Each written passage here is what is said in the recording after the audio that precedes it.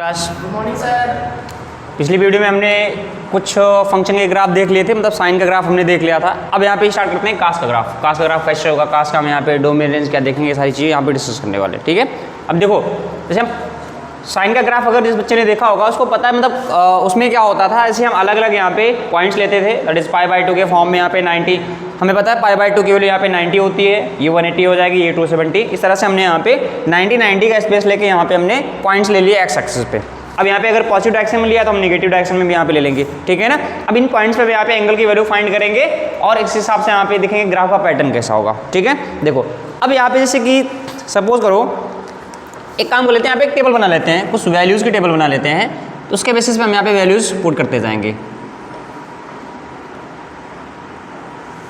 Starting में आपको थोड़ा सा क्या है प्रॉब्लम हो सकती है समझने में, बस एक दो बार अगर आप इसको कर लोगे तो क्या है ऑटोमेटिकली आपको चीज़ें समझ में आ जाएंगी। इसमें देखो इंपॉर्टेंट है पैटर्न समझना कि यहाँ पे पैटर्न कैसा हो रहा है। ठीक है, अब जैसे यहाँ पे देखो एक तो हम 0 डिग्री की ले लेते हैं वैल्यू, इसके बाद 30 डिग्री की वैल्यू, इसके बाद 45 डिग्री की वैल्यू, फिर इसके बाद 60 डिग्री की वैल्यू, फिर 90 डिग्री की वैल्यू, उसके बाद फिर यहाँ पे 90 के बाद 120, 120 के बाद 135 डिग्री एंड 135 डिग्री के बाद 150 डिग्री एंड 180 डिग्री। ठीक है ना। तो हमें यहाँ पे क्या है जीरो, मतलब सेकंड क्वाड्रेंट तक ले रहे हैं। यहाँ पे जीरो से क्या है सेकंड। अब यहाँ पे अगर ध्यान से देखेंगे ये जीरो से अगर यहाँ पे 90 वाला देखेंगे तो हमारा क्या है फर्स्ट क्वाड्रेंट में आ रहा है ना, फर्स्ट क्वाड्रेंट में आ रहा है। ठीक है, और 90 से अगर हम यहाँ पे 90 के बाद से अगर हम यहाँ पे देखेंगे वैल्यूज़ यहाँ पे 180 तक, ये सेकंड क्वाड्रेंट में हम दो क्वाड्रेंट्स के लिए ले रहे हैं। इसके बाद दो क्वाड्रेंट्स में आपको यहाँ पे पैटर्न पता चल जाएगा, उसके बाद उसका यहाँ पे सिमेट्रिक ग्राफ बन जाएगा। ठीक है, अब देखो ध्यान से देखना है, अगर हम देखेंगे यहाँ पे कॉस ले रहे हैं, कॉस जीरो की वैल्यू क्या होती है ये तो सबको पता हो, क्लास 10 में हमने यहाँ पे टेबल पढ़ रखा है। ठीक है, तो अगर क्लॉस यहाँ पे कॉस जीरो की वैल्यू यहाँ पे देखेंगे, कॉस जीरो की वैल्यू यहाँ पे क्या होती है 1 होती है, एंड कॉस 30 की वैल्यू यहाँ पे क्या होती है वही होती है जो साइन 60 की होती है, तो यहाँ पे √3/2। अच्छा √3/2 की वैल्यू यहाँ पे अप्रॉक्सीमेटली 0.8 के आसपास होती है। ठीक है ना। अब यहाँ पे अगर 45 की वैल्यू देखेंगे तो यहाँ पे 1/√2 होती है, और 45 की वैल्यू लगभग क्या है 0.7 के आसपास हो जाएगी। क्या ये बात समझ आएगी नहीं। ठीक है ना। और अगर 60 की वैल्यू देखेंगे तो 1/2 होगी, 1/2 की वैल्यू यहाँ पे 0.5 यहाँ पे होने वाली। ठीक है, कॉस 90 की वैल्यू यहाँ पे क्या होती है 0 होती है। अब एक चीज़ बताओ, यहाँ पे जैसे साइन वाले में हमने देखा था कि यहाँ पे इसका जस्ट रिफ्लेक्शन हो गया था, जैसे यहाँ पे क्या था इस 90 का अगर यहाँ पे लेफ्ट, अगर जस्ट लेफ्ट में यहाँ पे देखेंगे 60 होता है, और जस्ट राइट में यहाँ पे देखेंगे क्या 120। तो उस वाले में क्या था, जो साइन 60 की वैल्यू थी वही यहाँ पे 120 की वैल्यू थी। ठीक है ना। यहाँ पे भी यहाँ पे चीज़ें सेम ही होंगी, जैसे यहाँ पे अगर देखेंगे 120 की वैल्यू क्या होगी जो 60 की होगी यहाँ पे, तो दैट इज़ हम यहाँ पे क्या लिख सकते हैं -1/2। माइनस इसलिए लिखेंगे क्योंकि हमें पता है ये सेकंड क्वाड्रेंट में जंप कर गया। अब सेकंड क्वाड्रेंट में आपको पता है कॉस की वैल्यू क्या होती है नेगेटिव होती है। पिछले वाले में हमने यहाँ पे प्लस लिखा था ना, क्यों, क्योंकि यहाँ पे साइन की वैल्यू सेकंड क्वाड्रेंट में क्या होती है पॉजिटिव होती है, बट यहाँ पे कॉस की वैल्यू नेगेटिव हो जाएगी। ठीक है, अब अगर हम ध्यान से देखेंगे इसके जस्ट सेकंड लेफ्ट में अगर आएंगे तो 45 डिग्री है, तो 45 का यहाँ पे 135 हो जाएगा, दैट इज यहाँ पे -1/√2 है, और यहाँ पे वैल्यू क्या आ जाएगा -0.7। सिमिलरली यहाँ पे इसकी वैल्यू क्या आ जाएगी -0.8। और फाइनली अगर यहाँ पे देखेंगे ये 1 है, इसका रिफ्लेक्शन यहाँ पे क्या हो जाएगा, दैट इज यहाँ पे 0 की जो वैल्यू होती है उसके अपोजिट साइन की वैल्यू यहाँ पे क्या होती है 180 वाली। ठीक है ना। और जो यहाँ पे तो हमने कल बताया था ना तुमको कि 0 डिग्री यहाँ पे और 180 डिग्री होती है, और यहाँ पे 90 डिग्री होती है, और ये 270 डिग्री होती है। तो 0 का अपोजिट यहाँ पे जो होता है वो होता है यहाँ पे 180, और 90 का अपोजिट क्या होता है 270। अगर यहाँ पे इसकी वैल्यू क्या है 1 है, यहाँ पे वैल्यू क्या हो जाएगी -1। अगर यहाँ पे वैल्यू 1 है, यहाँ पे वैल्यू क्या हो जाएगी -1। ठीक है ना। तो अगर आपको 0 की वैल्यू याद है तो आप वहाँ पे 180 रख सकते हो, अगर आपको 90 की वैल्यू याद है तो आप वहाँ पे 270 रख सकते हो। अब आगे देखते हैं, तो यहाँ पे 180 की वैल्यू अगर देखेंगे तो क्या हो जाएगा -1 हो जाएगा। ठीक है, -1। अब क्या करेंगे, इन पॉइंट्स को यहाँ पे रिप्रेजेंट कर देंगे।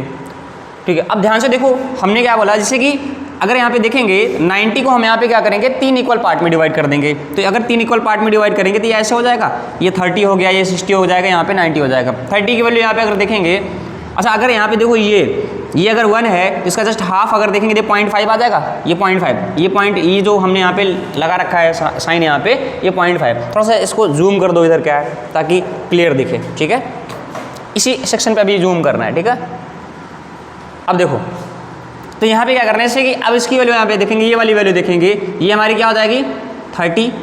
ठीक है ना, ये हमारे क्या हो जाएगा, मतलब एंगल ये वाला क्या हो जाएगा 60 डिग्री। अब यहाँ पे देखो कॉस में 30 की वैल्यू देखते हैं, कॉस 30 की वैल्यू देखेंगे यहाँ पे 0.8 के आसपास आ रहा है। अच्छा 0.8 अगर यहाँ पे देखेंगे तो ये 0.5, ये 0.5 है, तो 0.5 से यहाँ पे ऊपर जाएंगे यहाँ पे 0.6, 0.7, 0.8, मतलब ये हल्का सा ही यहाँ पे इसके आसपास, तो 0.8 आ गया ऊपर वाला, ठीक है ना। अब इनको आपस में मिला देंगे, इन दोनों पॉइंट्स को आपस में हमने ये मिला दिया, ठीक है ना, ये हो गया, तो ये हमारा पॉइंट आ गया। अच्छा इससे पहले यहाँ पे देखेंगे 0 डिग्री की वैल्यू भी तो रखेंगे ना, ठीक है, तो यहाँ पे जैसे 0 डिग्री वैल्यू है तो यहाँ पे 0 का मतलब ये 0 है, 0 पे वैल्यू क्या हो जाएगी 1 हो जाएगी, मतलब 0 देखो यहाँ पे जब हम यहाँ पे 0 ले रहे हैं वैल्यू क्या हो रही है 1, तो y की वैल्यू क्या है 1 है, तो मतलब y यहाँ पे 1 हो जाएगा। अरे हम 0,1 अगर लिखेंगे तो क्या हो जाएगा 0,1 ये तो होगा ना, ठीक है, ये हो गया। अब अगर हम 60 पे आएंगे तो 60 पे आएंगे यहाँ पे वैल्यू क्या हो जाएगी, दैट इज 0.5 या फिर 45 तो हमने यहाँ पे लिया नहीं है, तो 60 पे यहाँ पे देखेंगे तो 0.5 हो जाएगा। 0.5 की बात यहाँ पे करेंगे तो क्या 0.5 यहाँ पे हो जाएगा ये इस तरह से, ठीक है ना, ये 0.5 हो गया। अगर हम यहाँ पे π/2 की वैल्यू बात करेंगे, π/2 मतलब यहाँ पे क्या होता है 90 पे वैल्यू क्या हो जा रही है 0 हो जा रही है, क्या हो जा रही है 0। क्या ये बात समझ में आई कि नहीं यहाँ पे, ठीक है ना। अब देखो तो अगर यहाँ पे देखेंगे ये वैल्यू यहाँ पे पहले 1 थी, 90 पे वैल्यू यहाँ पे क्या हो गई 90 वैल्यू यहाँ पे 0 होगी। अब आगे चलते हैं, यहाँ पे इसको और 3 सेक्शंस में डिवाइड कर दें, यहाँ पे क्लैरिटी आ जाएगी। अब देखो ये हमारा क्या हो जाएगा, अगर हम इसको देखेंगे ये हमारा हो गया 120 ना, 90 में 30 जोड़ोगे 120 आएगा, 120 में 30 जोड़ोगे यहाँ पे 150 आ जाएगा, 150 में यहाँ पे 30 जोड़ोगे यहाँ पे 180 तो यहाँ पे लिखा हुआ है। अब ये जो एंगल हो जाएगा ये हो जाएगा 120 यहाँ पे लिखा हुआ है, 120 यहाँ पे -0.5 होता है। -0.5 की बात करेंगे तो कहाँ होगा, ये अगर ध्यान से देखेंगे ये -0.5 है क्या, तो ये -0.5 वैल्यू जो यहाँ पे आएगी ये किसके लिए आएगी, इसके लिए आएगी, किसके लिए 120 के लिए। अगर -150 लेना है, -150 लेने के लिए आप 150 लेना है तो इसके लिए यहाँ पे वैल्यू क्या आ जाएगी -0.8 आएगा। -0.8 मतलब यहाँ पे 0.5 से मतलब यहाँ पे आ जाते हैं -0.8। अभी -0.8 को यहाँ पे लेंगे किस पे, इस वाले पे, तो वैल्यू यहाँ पे आएगी, ठीक है ना, ये हो गया। अब अगर हम ध्यान से देखेंगे पाई पे, पाई मतलब 180, तो 180 पे वैल्यू क्या हो जाएगी -1 मतलब ये पूरा यहाँ तक आ जाएगा, पाई पे वैल्यू क्या हो जाएगी -1, तो ये हो गया हमारा।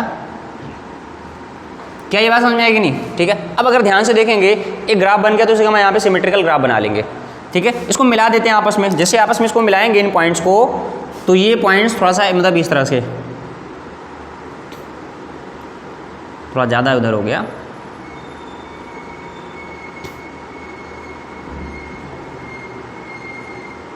ये पॉइंट्स हो गए और इनको आपस में ऐसे मिलाएंगे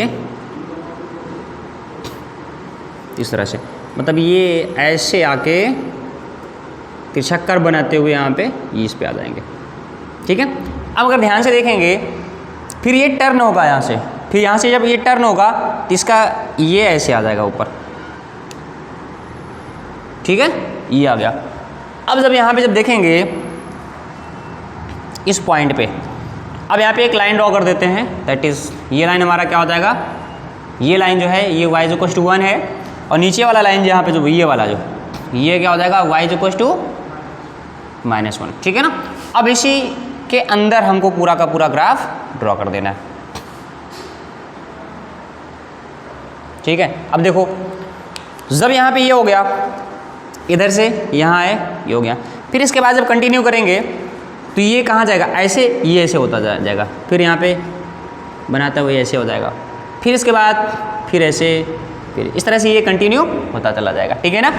अब ध्यान से देखो यहाँ पे जैसा ग्राफ इधर बना है 0 से π/2 के बीच में, वैसे ग्राफ 0 से -π/2 के बीच में बनेगा, तो कैसा ग्राफ बन जाएगा ये ऐसे, ठीक है ना। अब इसके बाद क्या करेगा ये कहाँ तक जाएगा -π पे यहाँ पे देखेंगे वैल्यू यहाँ पे माइनस में हो जाएगी, ये ऐसा आ गया, ठीक है। फिर इसके बाद क्या करेगा ये टर्न करेगा, तो इसका कलर थोड़ा सा चेंज कर देते हैं, नहीं यहाँ पे थोड़ा सा कन्फ्यूज़न हो जाएगा। तो अब यहाँ से देखेंगे ये टर्न करके फिर किस पे आ जाएगा, इस पे आ जाएगा। फिर इसके बाद अगर देखेंगे ये हमारा पॉइंट आ गया, फिर यहाँ से मूव करके ऐसे जाएगा।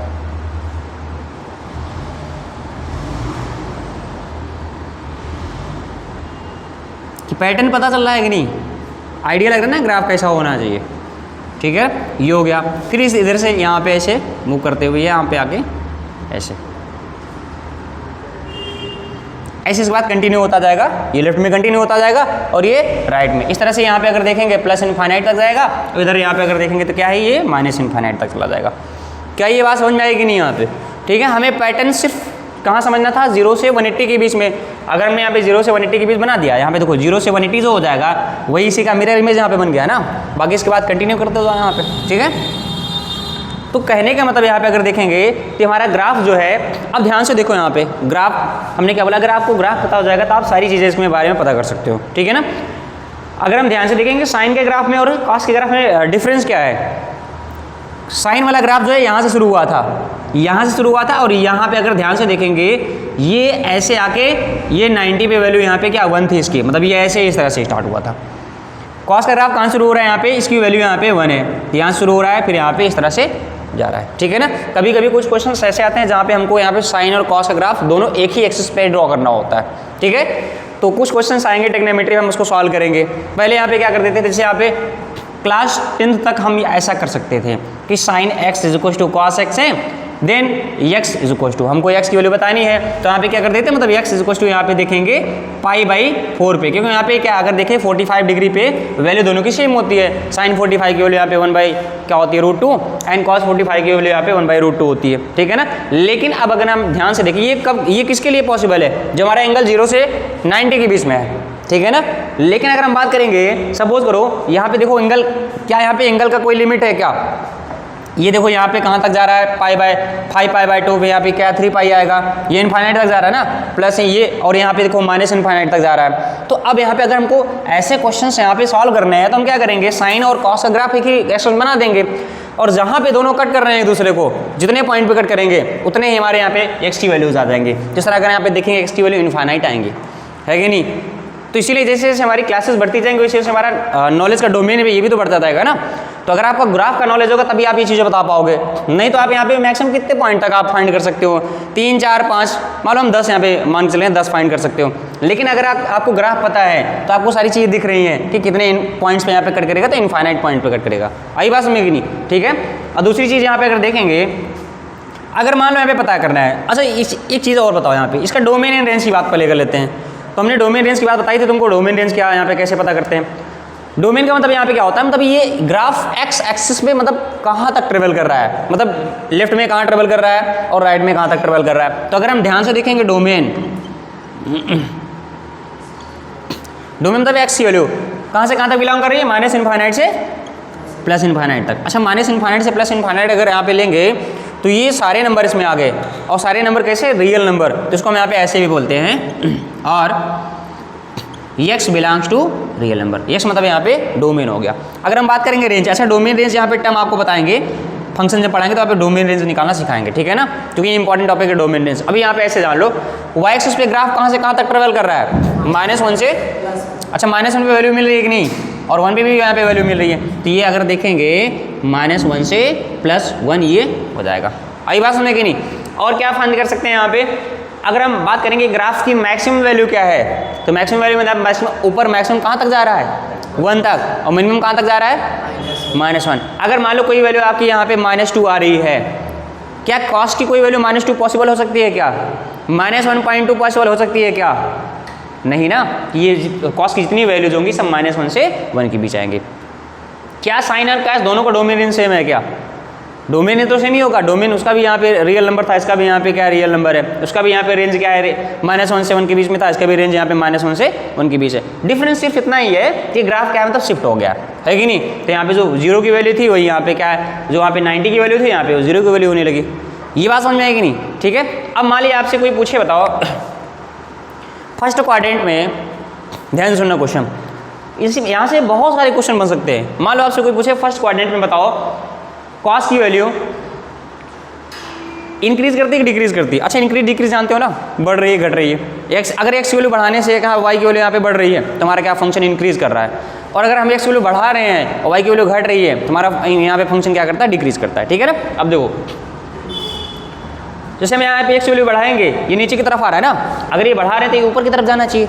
ये देखो ये नीचे की तरफ आ रहा है, ये ग्राफ देखो नीचे की तरफ आ रहा है ना, इसका मतलब यहाँ पे क्या 0 से π/2 तक यहाँ पे डिक्रीज करेगा, घट रही है वैल्यू यहाँ पे। फिर π/2 से पाई के बीच देखेंगे, अभी भी डिक्रीज कर रहा है, लेकिन अब यहाँ पे जैसे पाई से अगर हम 3π/2 के बीच में जाएंगे, अभी देखो अभी उठना चालू हुआ है, बढ़ना चालू हुआ है, और यहाँ पे 3π/2 से 2π तक यहाँ पे क्या हुआ, ये इंक्रीज हो गया।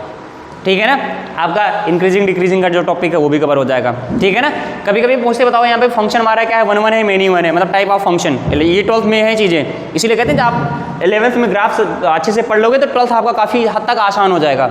12th में आपका 60% कैलकुलस है, और कैलकुलस वाली चीज़ें क्या है, मतलब बहुत सारे क्वेश्चन क्या है ग्राफिकल बेस पे ही होते हैं। ठीक है ना, तो ग्राफ पढ़ने से आपका नुकसान नहीं होगा, फायदा ही होगा। अब देखो यहाँ पे, अब यहाँ पे इससे हम यहाँ पे type of function he find कर सकते हैं, यहाँ पे फंक्शन का टाइप क्या होगा। ठीक है ना, तो ओवरऑल जितनी भी चीज़ें हैं हम यहाँ पे फाइंड कर सकते हैं। अब सपोज करो कभी कभी क्या होता है, ऐसे मान लो यहाँ पे किसी ने पूछ लिया, बताइए sin 11 degree and sin 29 degree, sin 11 degree sin 29 degree, या फिर क्या है सपोज करो sin 11 degree and sin 9 degree में कौन सी वैल्यू बड़ी है, कौन सी छोटी है, या फिर 3 एंगल ले लिया, कौन सी वैल्यू। अबे अब तुमको यहाँ पे 11 डिग्री यहाँ पे 9 डिग्री की वैल्यू नहीं पता है ना, लेकिन अगर तुमको ग्राफ पता है तो तुमको पता है यहाँ पे 9 छोटा है और यहाँ पे 11 बड़ा है। अगर ध्यान से देखेंगे मतलब ये 9 11 क्या है, 0 से 90 के बीच में है कि नहीं, और 0 से 90 के बीच में क्या, अगर तुम x की वैल्यू बढ़ा रहे हो, एंगल की वैल्यू बढ़ा रहे हो, तो ये y की वैल्यू घटती जा रही है। अब यहाँ पे इसका मतलब क्या है, जिसका एंगल बड़ा होगा उसकी वैल्यू छोटी होगी, है ना, तो इसका किसका एंगल बड़ा है यहाँ पे 11 डिग्री, तो यहाँ पे ये वैल्यू छोटी हो जाएगी, तभी स्मॉलर हो जाएगा, ये है कि नहीं। क्या क्या चीज़ें आप नहीं पता कर सकते हो, सारी चीज़ें पता कर सकते हो उसके बारे में। ठीक है ना, अगर मान लो किसी ने तुमसे पूछ लिया, सपोज करो कि मान लो यहाँ पे अगर यहाँ से हम आएंगे थोड़ा सा ऐसे 10, मान लो यहाँ पे sin 10 डिग्री की बात कर लेते हैं, ये sin 10 डिग्री है, सॉरी यहाँ पे साइन, यहाँ पे हमने कॉस लेना था ना, साइन ले लिया, कॉस ये था। अगर यहाँ पे देखो कॉस 10 डिग्री, और मान लो यहाँ पे हमने पूछ लिया कॉस -10 डिग्री। अब बताओ cos 10 degree and cos -10 degree में कौन सी बड़ी वैल्यू, कौन सी छोटी value. Cos 10 degree and cos -10 degree में कौन सी बड़ी किसकी वैल्यू बड़ी होगी, किसकी वैल्यू छोटी होगी। अच्छा, कॉस माइनस थीटा हमने क्या पढ़ा था, कॉस माइनस थीटा बराबर क्या, कॉस थीटा ना, कॉस 10 डिग्री। एक्चुअली में दोनों बराबर होंगे यहाँ पे, है कि नहीं, बड़ी छोटी नहीं होगी। ठीक है, तो ये हमारा क्या है ग्राफ हो गया, पहले आप इसको नोट डाउन कर लो, और बाकी जो बातें होंगी इस पर क्या है, मतलब देखो टॉपिक जैसे जैसे बढ़ता जाएगा वैसे फंक्शन में हम बहुत डिटेल से इसके बारे में पढ़ेंगे। ठीक है, अभी आप टेक्नोमेट्री पढ़ रहे हो तो ज़्यादा डिस्कशन नहीं करेंगे ग्राफ के बारे में, बस इसका ग्राफ आप लोग ड्रॉ कर लो कॉस का, इसके बाद यहाँ पे tan का स्टार्ट करते हैं। इसका डोमेन एंड रेंज यहाँ पे याद रखना, और ये पैटर्न कैसे यहाँ पे बन रहा है वो याद रखना। ठीक है ना, नोट कर लो इसको।